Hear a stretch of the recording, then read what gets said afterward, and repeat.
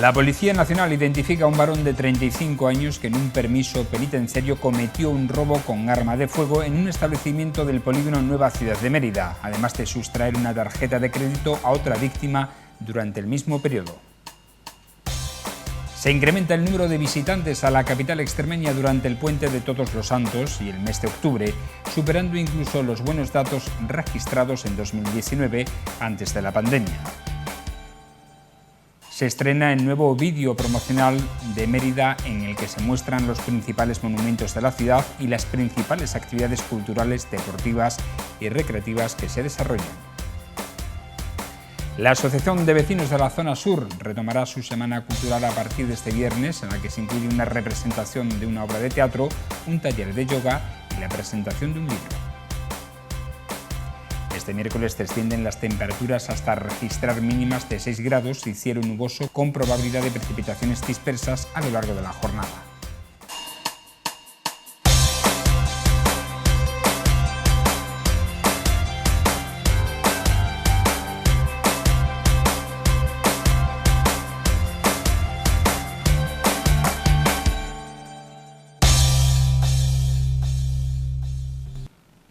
Bienvenidos a esta edición de La Picota, la número 1277, en la que comenzamos un nuevo mes repasando la actualidad informativa de este martes 2 de noviembre.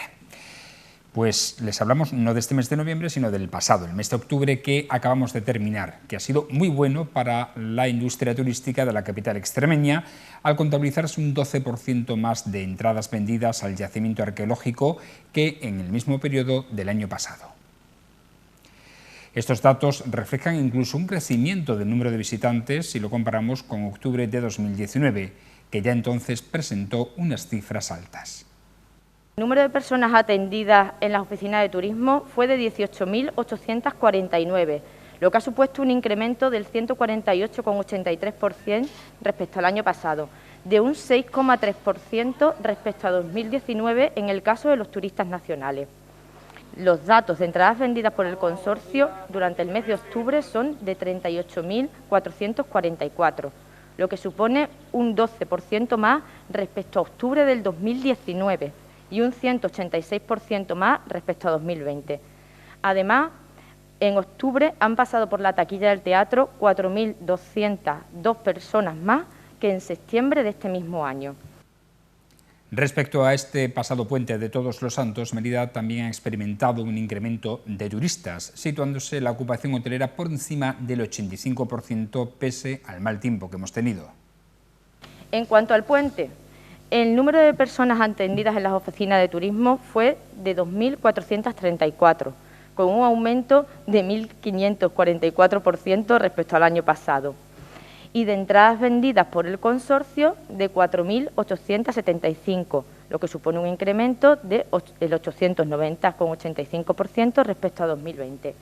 Además, la ocupación hotelera estuvo por encima del 85%, con lo cual, con estas cifras, podemos decir que, a pesar de la lluvia, el puente ha superado con creces las expectativas. Este martes se ha presentado en el Salón de Plenos del Ayuntamiento de Mérida el nuevo vídeo promocional de la ciudad, realizado en el seno del Grupo de Ciudades Patrimonio de la Humanidad, que será mostrado en las citas turísticas profesionales. En el audiovisual, que dura algo más de 2 minutos, se puede ver el Museo Nacional de Arte Romano, el Templo de Diana, el Puente Romano y el Teatro y Anfiteatro, entre otros espacios monumentales, así como recreaciones históricas, actuaciones de danza, teatro o conciertos. La película pretende transmitir un patrimonio lleno de vida, mostrando actividades de cultura, arte, deporte, artesanía e innovación sobre la idea de que la ciudad es capaz de acoger eventos de todo tipo y mostrar la emoción de vivir sensaciones únicas en el entorno de los monumentos. Este vídeo fue rodado el pasado mes de julio por el equipo de Redmore Films.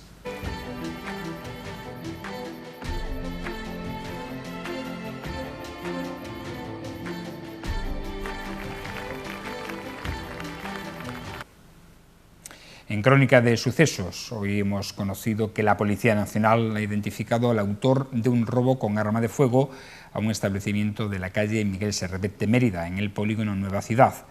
Tras las investigaciones realizadas, los agentes verificaron que se trataba de un varón de 35 años que se encontraba ingresado en prisión, aprovechando un permiso penitenciario para cometer este delito.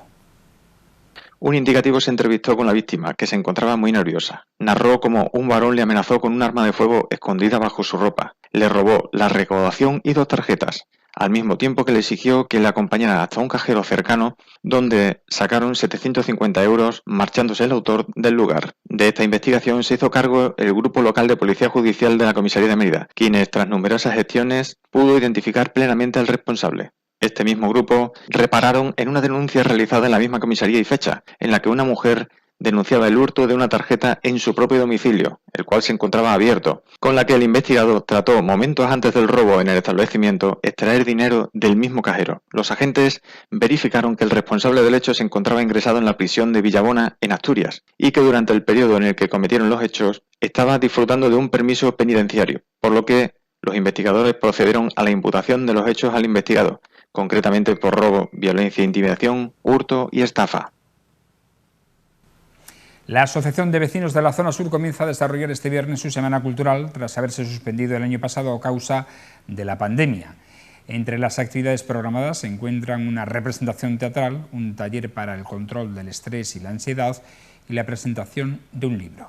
Como semana cultural, iniciando el viernes día 5 a las 7 de la tarde, en el local social, la obra de Raquel Bazo, 50.000 pesetas, que será entrada libre hasta completar aforo dentro de nuestro local social, y luego los viernes siguientes, 12, 19, 26 y 3 de diciembre, con un taller del control del estrés y de la ansiedad, de yoga, de la escuela de Lucía Mera. El taller, decir que es una inscripción que va a ser de 20 alumnos como máximo. También vamos a enfocar una presentación del libro y ya con esas temáticas completamos un mes cultural dentro de una semana cultural atípica de la que veníamos desarrollando. Desde este martes estamos experimentando una escalada de descenso de las temperaturas hasta la próxima semana, de forma más acusada en las mínimas, que irán bajando día a día. Así que hay que prepararse para sacar del armario la ropa de abrigo. Mientras, le contamos que este miércoles tendremos cielo nuboso con probabilidad de precipitaciones débiles dispersas, tendiendo durante el día a disminuir la nubosidad y remitir las lluvias. Temperaturas en ligero descenso, registrándose valores de 6 y 16 grados en Mérida y 7 y 14 grados en Almendralejo. Los vientos soplarán del noroeste.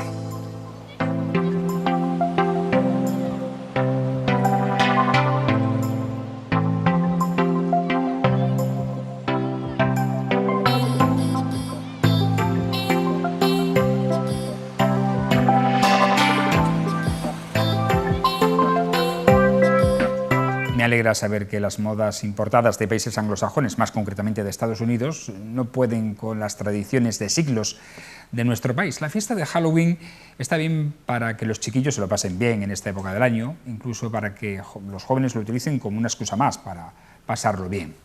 Pero en este puente de Todos los Santos me ha congratulado ver mucha gente en los cementerios para recordar a sus seres queridos, así como a niños y mayores comprar los frutos propios de esta época de otoño, como son las castañas, que asadas, por cierto, están buenísimas, nueces o higos extremeños para hacer los famosos casamientos en la tradicional chaquetilla o chaquetilla, según se llame en puntos diferentes de nuestra geografía cercana. Las costumbres de nuestra España vaciada vertebran el calendario con costumbres que se han perdido en las grandes ciudades y en ellas recala la grandeza de mantenerlas, porque son memoria de nuestras vidas. Por ello resulta indispensable que nuestros pueblos y ciudades de menor tamaño continúen vivos, manteniendo fiestas y conmemoraciones como esta de Todos los Santos y los fieles difuntos, porque forman parte de la historia de todos, de nuestra forma de ser. Buenas noches. Y dentro de nuestra picota, hoy estrenamos una sección que seguro les va a encantar, porque vamos a hablar de cosas de Mérida, de particularidades de la capital extremeña que quizás no conocían o al menos no tan a fondo como debieran. Hoy con nosotros, para descubrir precisamente esas historias de la ciudad de Mérida, tenemos con en la picota a nuestro compañero y cronista oficial de la ciudad de Mérida, Fernando Delgado. Buenas noches, ¿qué tal, Fernando? Buenas noches, muy bien, perfectamente. Hoy vamos a tocar un tema precioso. Sí, en Mérida hay muchísimos temas que la mayoría de las personas desconocen, de cómo eran, de cómo se realizaron, y son las historias que vamos a contar, porque de romano, visigodo y árabe hay mucho. Hay mucho. y podríamos seguir contando muchas cosas más, ¿no? Pero el cotidiano, el que ve, el que está en la plaza de Santa Clara, el Hospital San Juan de Dios, el Paredo del Duque de la Roca, que es el actual el Colegio Trajano. De los que no se hablan apenas, podemos decir. O se va desconociendo y se va olvidando. Algunas de estas cosas las he escrito ya en 2 tomos y un tercero que va a salir en breve, de los viejos escenarios emeritenses y por viejos escenarios. ¿Cuándo vas a sacar ese tercer tomo? El tercer tomo está ya simplemente para corregir lo último y ponerlo en imprenta, va a ser en breve.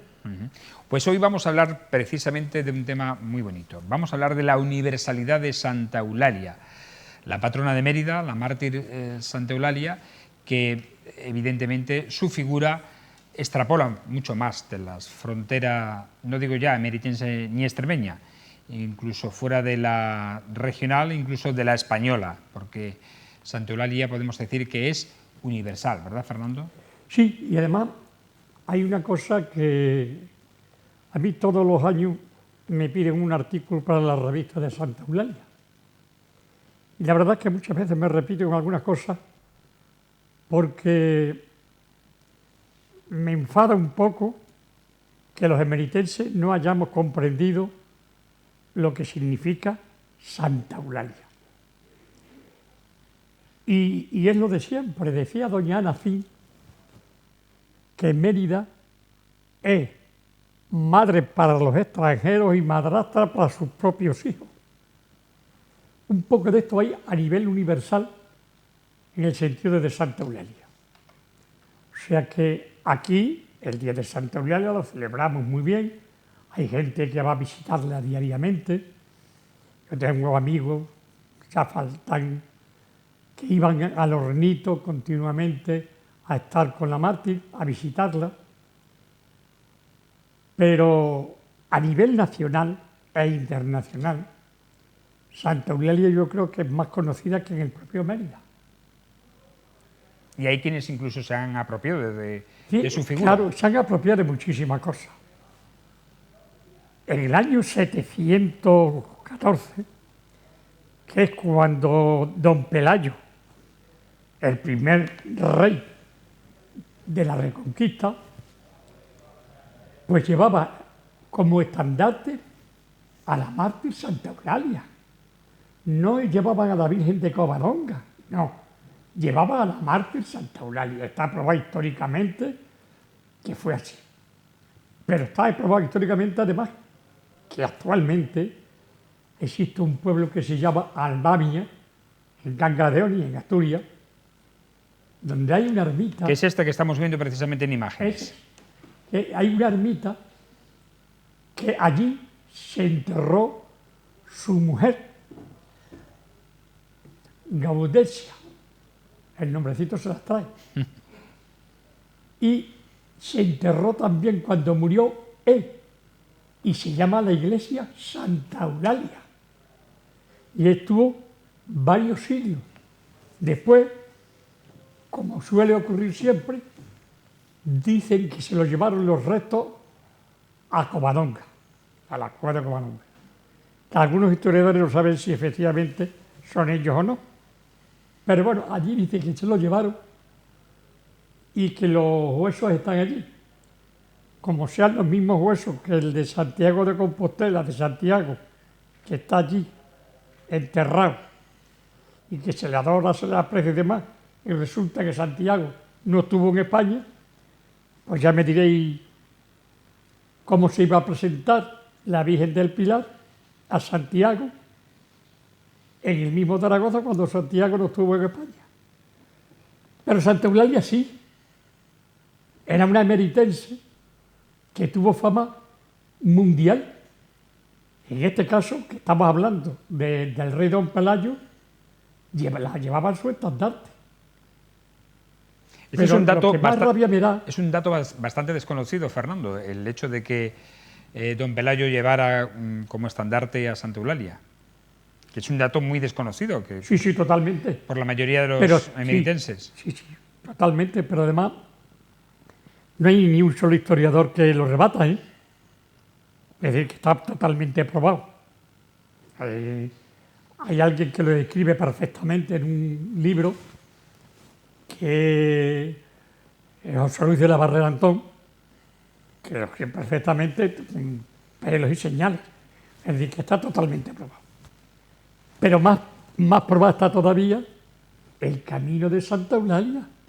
No el camino de Santiago, sino el de Santa Eulalia, que estamos hablando. Que fue anterior, además. Siglos antes. Y tuvieron varios siglos. Que venía desde el norte de Francia, atravesó los Pirineos, y por el norte de España, que todavía hay muchos lugares donde se conserva todavía el nombre de Santa Eulalia de la época, hasta Astorga. De Astorga venía a Mérida, y desde el norte de África, lo que actualmente es Marruecos. También venía ese camino hasta Sevilla, y de Sevilla a Mérida, es decir, en la Vía de la Plata, que era Sevilla-Mérida, como eje central, con la patrona Santa Eulalia, hasta Astorga. Ese era el camino. Siglo después, la Iglesia, con las autoridades civiles, militares y principalmente religiosas, entre ellos Elvire, estamos hablando de 3 siglos o 4 después de estar don Pelayo con su estandarte de Santa Eulalia, pues lo convirtieron en el Camino de Santiago. Y no era el Camino de Santiago, ni lo es, justamente. Es el Camino de Santa Eulalia, donde se hacía el recorrido hasta Mérida. ¿Pero qué ocurría? Que en Mérida, que era un arzobispado con un potencial tremendo, el arzobispo Hermídez, que era de Santiago de Compostela, con las componendas del Papa y del Rey, se lo llevó provisionalmente el arzobispado a Santiago de Compostela, y ya no volvió. Mérida perdió con todo ello todo el poder, porque entonces la Iglesia tenía un poder tremendo, tremendo. Perdió todo el poder, y Mérida, que se habían celebrado algunos concilios en esta ciudad, donde los padres emeritenses son conocidos en todo el mundo, empezó a perder pues todo el poderío que tenía, primero el eclesiástico, que era el mayor poder de aquella época, y después ya, poco a poco, fue cayendo hasta hacerse un pueblo prácticamente enterrado en su historia, porque hasta el teatro romano estaba enterrado. Empezó el declive de Mérida, de Mérida Augusta. Bueno, la figura de Santa Eulalia, hay que decir que simplemente con que echen ustedes un vistazo en Internet podrán encontrar numerosísimas referencias por toda España. Sí. Que ha dejado huella. La que tú has comentado, Fernando, de Abamia en Cangas de Onís, en Asturias, pero no tenemos que ir muy lejos porque en la provincia de Huelva, Santa Eulalia, que es Eulalia. En Murcia. Tiene también, efectivamente, Totana. En Murcia, en Totana, en Murcia. Tenemos en Santa Eulalia del Río, en Ibiza. Fíjate, en las Islas Baleares hay También. una Santa Eulalia también. Pero en Cataluña hay decenas de pueblos. Exacto. Que tienen la patrona de Santa Eulalia. La patrona de Santa Eulalia de Mérida, no de Barcelona. Eso te iba a decir, empezando por la propia de Barcelona. La de Barcelona sigue, que es una Santa Eulalia inventada, ¿no? Es patrona de Barcelona, ¿eh? Digo, pero que la Santa Eulalia de Barcelona es inventada, porque es la Santa Eulalia de Mérida. Digo que la Santa Eulalia de Barcelona es inventada, porque totalmente. Es la Santa Eulalia de Mérida. Pero siguen manteniendo que Santa Eulalia existió, ¿eh? Sí. A los catalanes, ya es Cristóbal Colón, también de Barcelona, y pronto, pues qué sé yo, no sé si nació allí Jesucristo también y son capaces de hacer cualquier cosa. Los catalanes para esas cosas son únicos. Hay pero una por lo menos Santa Eulalia defienden lo también suyo. del campo en Yo en Teruel. ese sentido envidio a los catalanes porque los catalanes luchan por lo suyo. Pero además lo suyo, aunque sea falso, como Santa Eulalia. Pero ahí la tiene. Es una iglesia preciosa y es la patrona de Barcelona. Nada más y nada menos. ¿Me entiendes? Pero ¿Algún apunte más para terminar, Fernando? no, sobre pero que Santa Eulalia? Santa Eulalia está enterrada, bueno, enterrada en Mérida, pero existe la leyenda que se la llevaron a Oviedo, que es patrona de Oviedo. En Oviedo, en toda la zona de Asturias, hay muchísimas ermitas con el nombre de Santa Eulalia. Y allí, para evitar que hubiera un sacrilegio de llevarse el cuerpo de Mérida, dice que eso es una leyenda, ¿eh? Se lo llevaron a Asturias, la quedaron en la catedral de Oviedo, que para ser catedral tendría que tener un cuerpo santo y tal, y entonces Santa Eulalia no podía ser mejor, que por eso se hizo catedral por aquella época. Y allí está enterrada. Aquí trajeron un trozo de hueso, una parte del Una cuerpo. reliquia. ¿Eh? Una reliquia. Sí. Y hay alguien que intentó, de aquí de Mérida, coger parte del hueso y analizarlo. No lo dejaron. Claro, porque imagínense que si el arqueólogo y la persona que aquello lo coge y dice, esto no es el hueso de Santa Eulalia, se puede probar por el carbono 14, por muchísimas cosas. Entonces desarmamos la leyenda de que Santa Eulalia está en Oviedo. Y a los de Oviedo pues no les gustaría estas cosas, ni a la Iglesia tampoco, de modo que... Ahí tenemos la reliquia, en pantalla ahora mismo. De modo que, ¿qué vamos a hacer? Pues nos callamos, decimos que es Santa Eulalia, pero yo soy también de los que dudo que Santa Eulalia esté enterrada en Oviedo. Bueno, pues Pero así, bueno, no hay... Yo así tampoco finalizamos puedo decir que no, este pues no tengo espacio, ningún... Fernando. Decía que así finalizamos este espacio que acabamos de inaugurar con, evidentemente, un tema formidable del que se podría hablar muchísimo más, pero nuestro tiempo es limitado, que es la universalidad de Santa Eulalia. Fernando nos va a contar semana a semana pequeñas historias, estas historias que son quizás más desconocidas por el público emeritense, por los propios emeritenses, y que forman parte de la historia de Mérida, que Sí, va claro, mucho más como no, allá. fíjate tú, Santa Eulalia sí forma parte de la tanto, historia de Mérida. Y tanto. Nos vemos la semana que viene, Fernando. Pues nos vemos la semana que viene. Hasta la próxima semana. Y ahora les dejamos con la tertulia. Entramos ahora a diseccionar la actualidad de esta jornada en este tiempo de La Picota, tras la parte informativa y la parte también histórica que hemos comenzado en esta edición de este martes 2 de noviembre. Estamos ya muy cerquita de las Navidades y es que el año se nos ha ido prácticamente volando. Para abordar estos asuntos de interés, hoy tenemos con nosotros a Juan José Hernández. ¿Cómo está? Buenas noches. Yo muy bien, y además... ¿Qué tal el puente de Todos los Santos? Bueno, pues el puente, yo estoy de puente casi siempre, pero yo estoy realmente contento porque he visto a Pedro Sánchez darle la mano al presidente de Estados Unidos y me ha recordado la anécdota esa del torero que le dice el niño, mamá, he hablado con el torero. Dice, ¿qué te ha dicho? Pues me ha dicho, quítate de aquí, chaval. Pues por ahí me ha recordado esa anécdota, con perdón. Y José María Paredes, buenas noches. ¿Qué tal? Yo muy bien. Además, llovido y movido. Yo cuando el día 29, me vaya a permitir un inciso, lo mismo que Amado, el día 29 vi el debate del presupuesto de Extremadura y vi a Martes y 13 en aquella actuación cómica de desconocimiento, de insultos y mentiras. Monago y Salazar y Monago, dos en uno. Sentí vergüenza, y los extremeños también sentiríamos vergüenza. Pero dicho lo que lleva razón, que fue breve el saludo, prefiero ese saludo que los navajazos que os estáis dando en Madrid, que os vais a matar. Y a nosotros nos interesa que sigáis sin haceros daño, pero insultando entre vosotros en vez de insultar a los demás. Yo también prefiero que haya dado la mano que hacer el ridículo detrás de un pasillo para sacarse una foto. Bueno, vamos a comenzar hablando ya de los asuntos que nos trae a cuenta para poder ponerlos sobre la mesa y discutir sobre ellos. Tenemos una buena noticia. Este martes hemos conocido los datos de turismo del mes de octubre en la capital extremeña.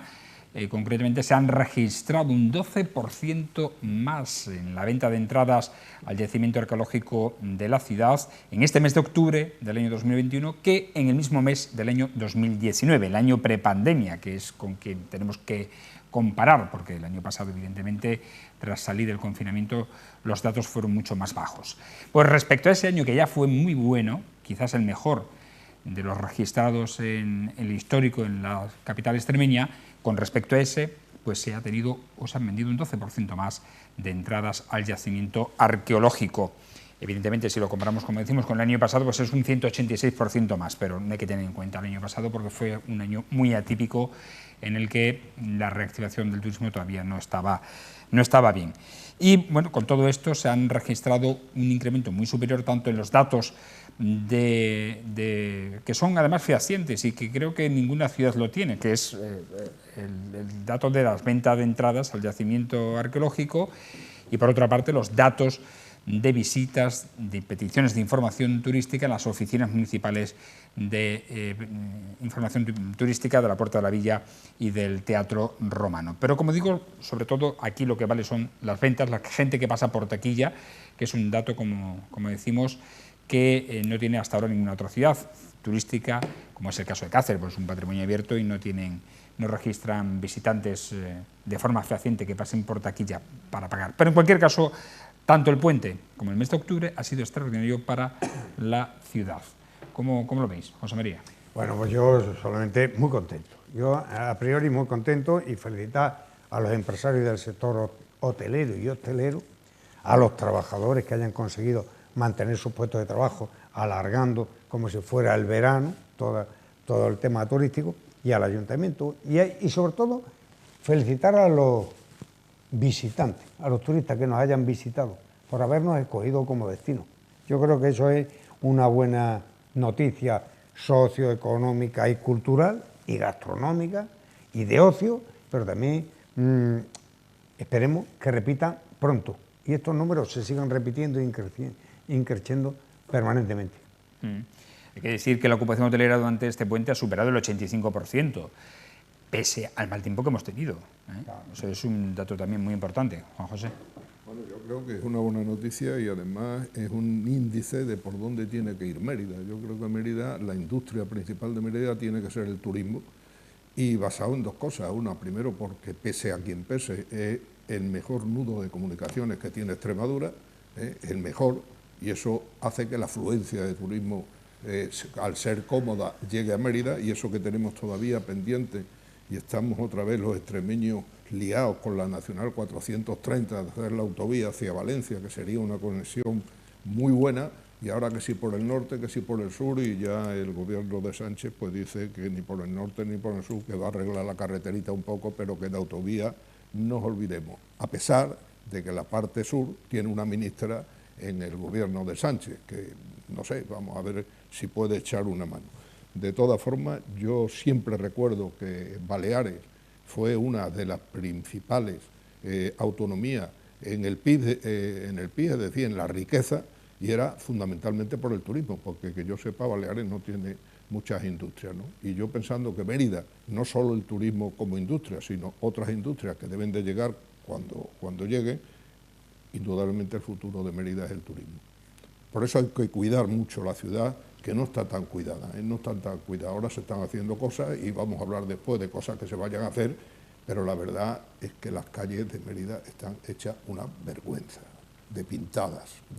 Yo el otro día fui a tu pueblo a un funeral y oye, la iglesia esa de los padres no la encuentro nunca. Empecé a dar vueltas por Almendralejo y digo, madre mía, cómo tienen esta ciudad de limpia, así que parece que la han hecho ayer.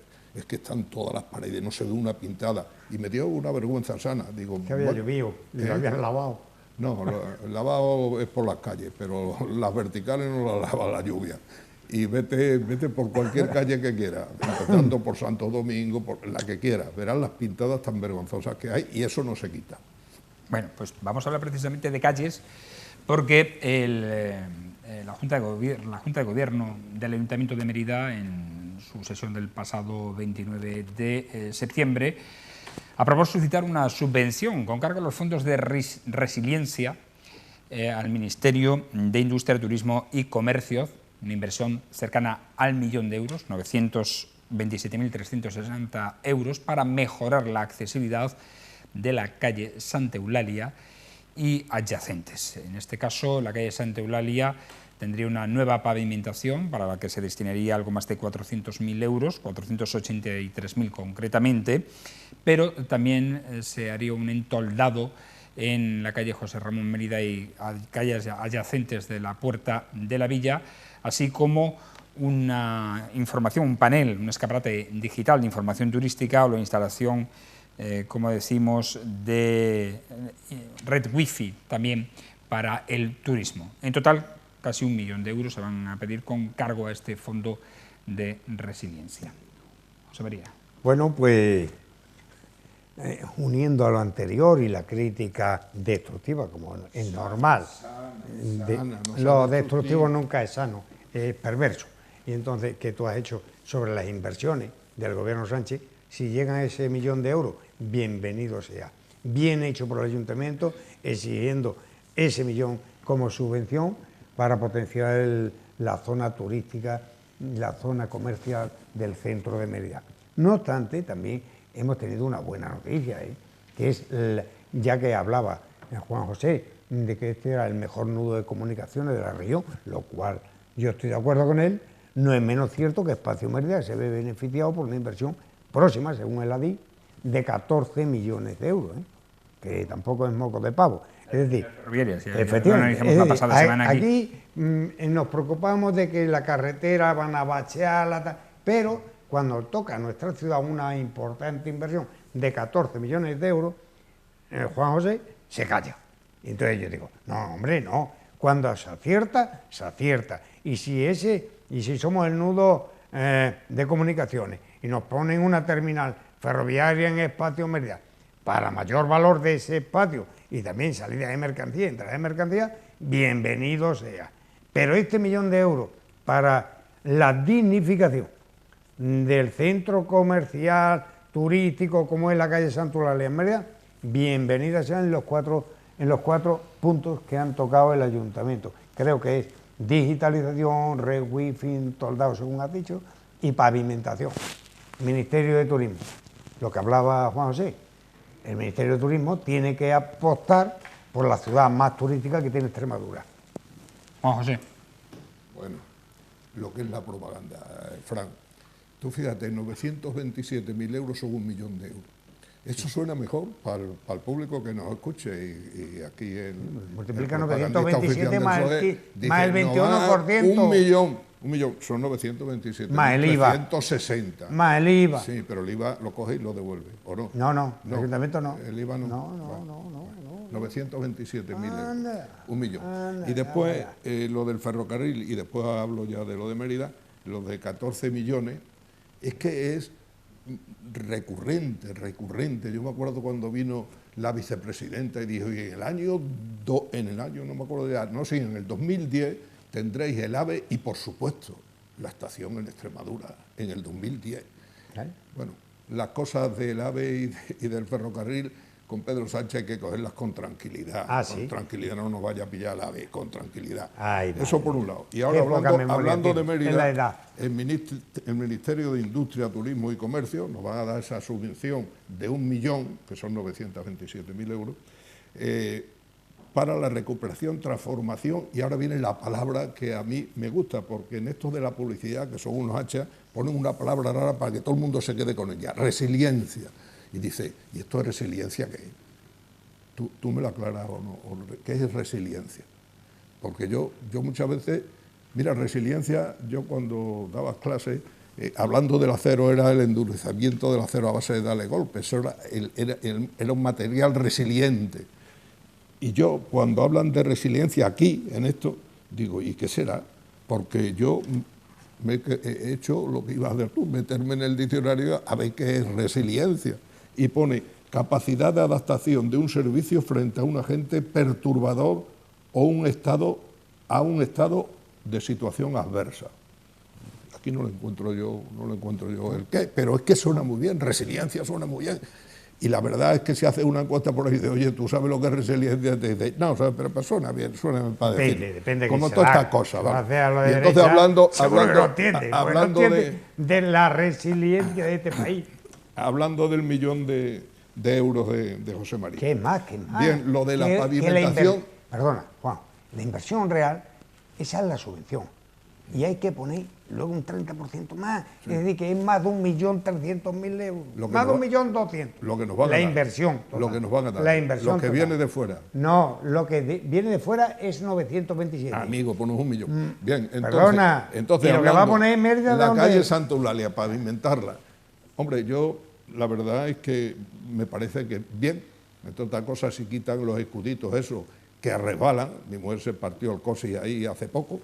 Pues se rebaló, pum, se cayó. ¿Quién los puso? Bien, ¿Quién los puso? ¿Cómo? ¿Quién los puso? ¿Con quién los puso? Sí. Ah, es verdad, oye, fue Felipe González. Eso. Porque, o fue en la guerra, porque es que yo cuando te remontas a esas cosas... Yo creo que fue vuestro dedo. Oye, yo creo que fue vuestro dedo. Tú te tienes que acostumbrar del presente y del futuro. Yo porque lo pasado está. No, lo pasado está. Para mirar al futuro hay que saber lo que viene, lo que se pasó aquí. Pues no mires mucho al futuro, que como mires al pasado. Venga, te vamos al lío. Entonces, yo creo que es una buena idea, aunque no sería la inversión que yo haría precisamente, porque la pavimentación, quitando las cositas estas, la pavimentación de la Casa Santa Eulalia está relativamente bien y además es hasta bonita, bien, porque lo hizo, no sé quién lo hizo, pero es hasta bonita la pavimentación. Entonces, los otros 3 proyectos me parecen perfectos. La implantación de una red wifi es un adelanto, porque entre otras cosas cualquiera con el teléfono puede entrar, puede informarse, y para el turismo es fundamental. Después la instalación de los toldos en la calle José Ramón Mélida y en la zona adyacente a la que me imagino que será la antigua calle José Antonio, la calle Cervantes ahora, a lo mejor también la Antolda. Siempre y aquí tirando en Mérida, puntaditas, siempre al sitio. No quieres hablar del pasado, no quieres hablar del pasado. Siempre al sitio. ¿Tú sabes cómo se llamaba eso antes de José Antonio? Se llamaba el Callejón de los Gitanos, pero ahora eso es racista y eso tampoco se puede hablar. Entonces lo que te digo es que a mí me parece bien, porque en verano aquí hace mucho calor y la verdad es que facilitando la circulación a la gente, pues entran más en los comercios y se reactiva la economía. Y por último, la implantación de un escaparate digital. Lo que pasa es que yo no he visto dónde lo van a poner, porque a mí me parece también bueno, porque si ponen, no sé, a lo mejor en la Puerta de la Villa, ponen ahí una gran pantalla de televisión donde se puede ir informando de las acciones turísticas que haya en la ciudad, del comercio, de los servicios y tal, a mí me parece bien. Entonces, de todo esto, a mí me parece bien. Ahora, estando en manos de Pedro, el de las Mercedes, yo no sé si va a llegar el millón tuyo o no va a llegar, porque claro, está concedido. La pregunta es, ¿está concedido el millón?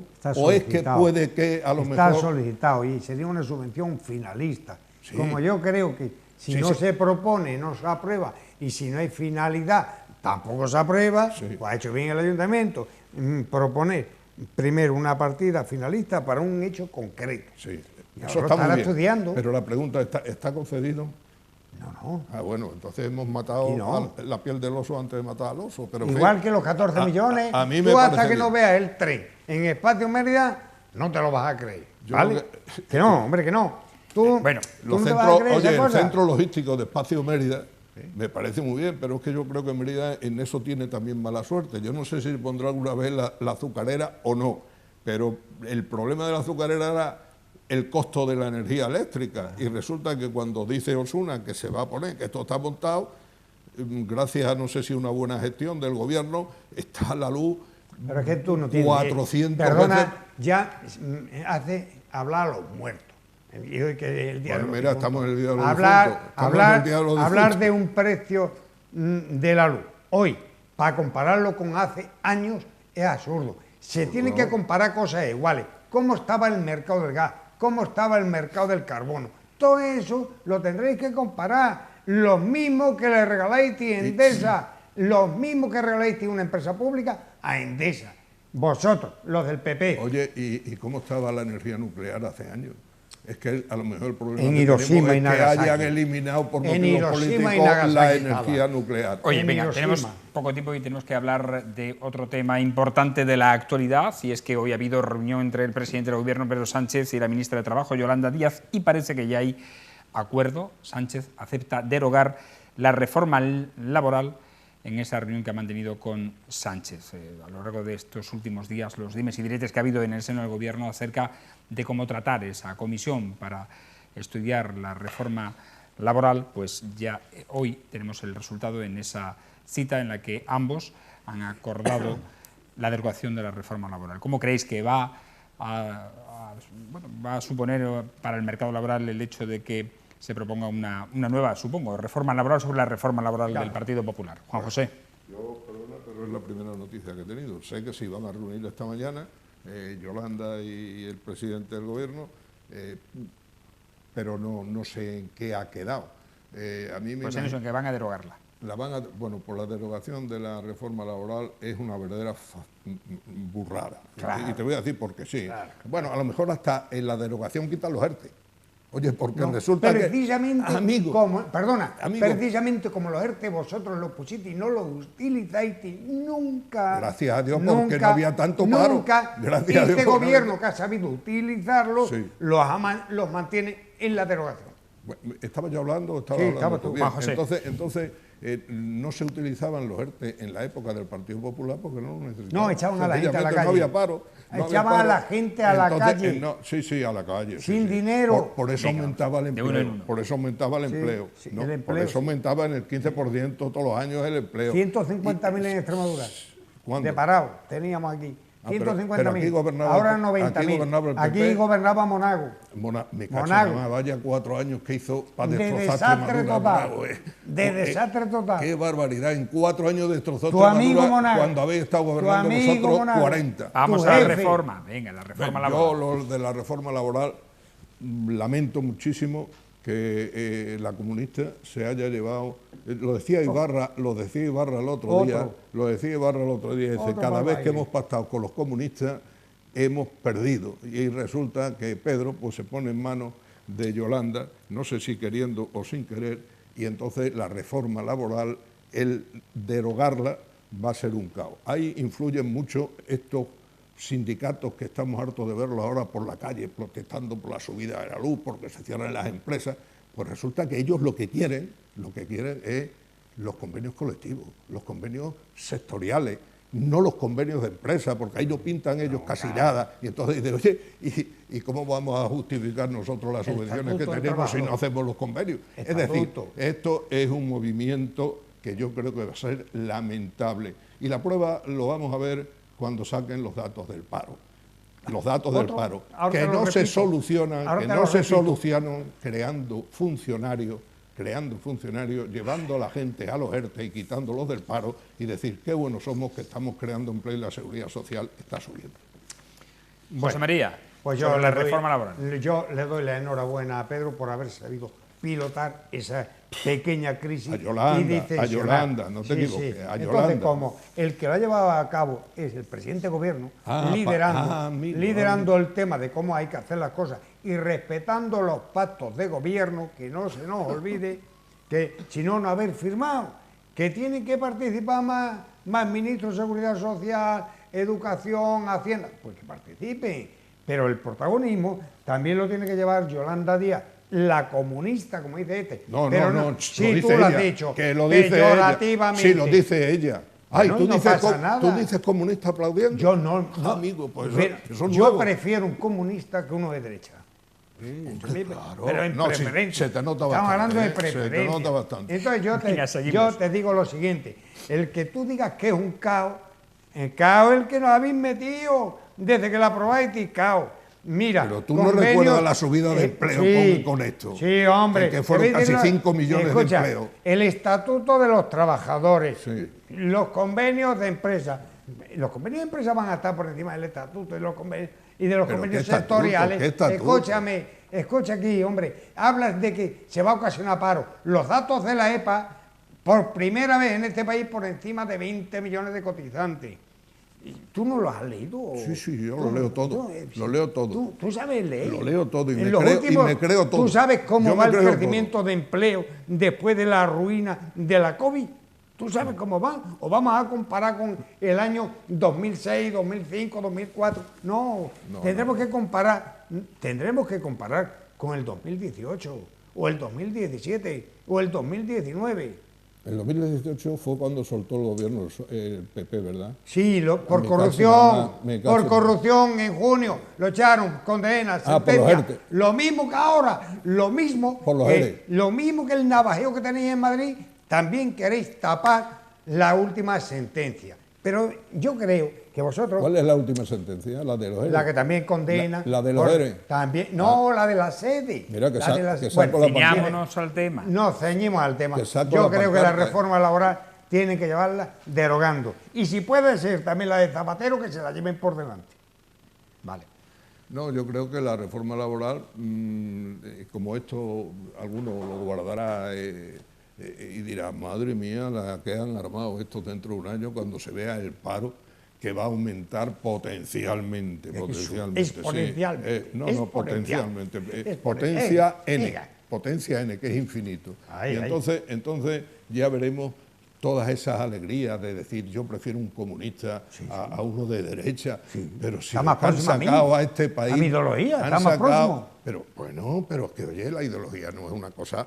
Pero si es que a excepción de algunas personas, tú hablas no de una la cosa reforma laboral. hermética. Tú has hablado de la reforma laboral ideológicamente. ¿Cómo en protección ideológicamente? al empresariado. Con datos.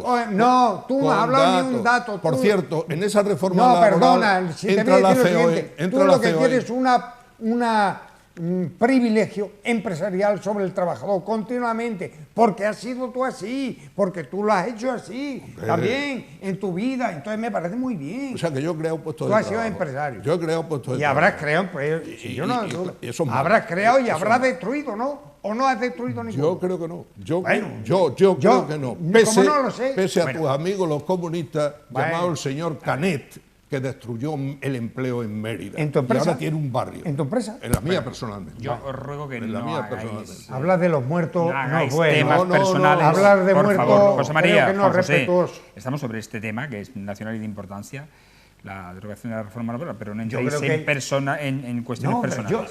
Yo no voy a personas. Lo primero que le he preguntado, que cuando ha dicho que ha creado, también le he dicho que habrá destruido en algún momento. Porque yo estaba en empresas que desgraciadamente se tuvieron que destruir por diversas circunstancias. Sí. Mi madre decía que los únicos... Entonces yo digo, oye, los sindicatos son necesarios y hay que equiparar y no hacer perder continuamente al obrero derechos conseguidos. Porque aquí lo que se ha intentado con la reforma anterior era machacar los derechos conseguidos. Y si a eso le sumamos la ley concursal, que también vendrá detrás de todo esto, de los 20 días por año de trabajo, máximo un año, ¿cuántos trabajadores y cuántos padres de familia se han quedado sin prestación? ¿Por qué nació el salario mínimo interprofesional? El salario mínimo de mínimo, el salario de básico. ¿Por qué? No me voy a Franco. El salario mínimo. No me voy. Me voy a la potenciación que se ha tenido que hacer de unos presupuestos. En estos que también vais a presentar enmienda a la totalidad. Bueno, pero vosotros presentáis enmienda a la totalidad. Es que van a ser fenómenos los presupuestos. Sí. ¿Cuánto queréis vasco? Ahí va, la mitad de los... Oye, pero catalanes, la otra mitad. Pero sí que Extremadura. ¿Sabéis de qué vivís si la vosotros derecha? no necesitáis de nada, la mentira y la infamia. Remitamos. Nos tenemos que ir, no hay tiempo para más. En fin, sabremos algo más un poco sobre cómo van a ser esa reforma, esa derogación de la reforma laboral y en qué cuestiones incide, pero será más adelante. Acuerdo con los agentes sociales, como no puede ser de otra manera. Más adelante. Porque el anterior se hizo sin acuerdo de los agentes sociales. Y con la CEORA... También habrá. Nos vamos, señores, no hay tiempo para más. Agradecer a nuestros... Por favor, hemos acabado ya. Agradecer, como siempre, a nuestros picoteros su intervención. Gracias a José María Paredes, que tengas una buena semana. Muchas gracias. Lo mismo, que tengas una buena semana también y feliz. Juan José Hernández. Yo tendré una buena semana si no entra la derogación en esta semana. Si Pero es la siguiente, a lo mejor ya es peor. por Dios. La peor. Y a ustedes agradecerles, como siempre, su atención, instándoles a que nos sigan. Recuerden, tanto en la TDT, en la televisión, en este programa, para el que le emplazamos a partir de mañana a las 10 menos 25 de la noche, como en la página web y en las redes sociales de esta casa, en Facebook, Twitter, YouTube e Instagram. Nos vemos mañana, será a esa hora, así que sean felices. Buenas noches.